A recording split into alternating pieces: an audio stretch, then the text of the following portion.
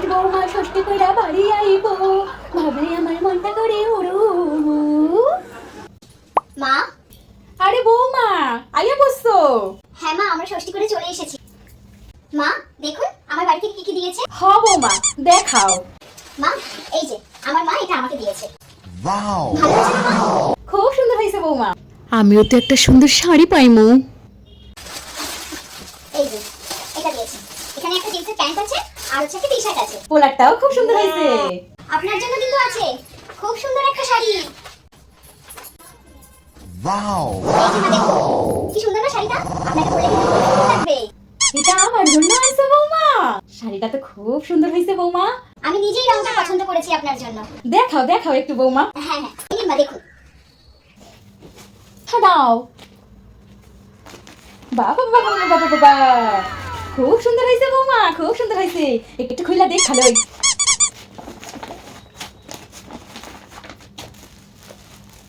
বাবা বাবা বাবা, খুব সুন্দর হয়েছে বৌমা, খুব খুশি হয়েছে বৌমা, খুব খুশি হয়েছি।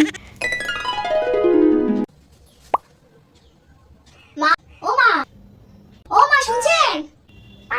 ও বৌমা আয়া বসছো? হ্যাঁ মা, আমরা চলে এসেছি। মা ওই বাড়ি থেকে আমাদের কি কি দিয়েছে একবার দেখে নিন। হ বৌমা দেখাও। আমার জন্য বৌমা নিশ্চয়ই খুব সুন্দর একটা শাড়ি আনছে। এই শাড়িটা মা আমাকে দিয়েছে। ভালো হয়েছে বৌমা। এটা আপনার ছেলের জন্য, আপনার জন্য কিন্তু আছে। এই যে মা, এটা আপনার শাড়ি। এই যে দেখুন মা শাড়িটা, আপনাকে কিন্তু পরলে বেশ ভালো লাগে। আপনি তো আবার নিমন্ত্রণ বাড়ি বিয়ে বাড়ি কোথাও যান না। হ তা তো কই বাই। এই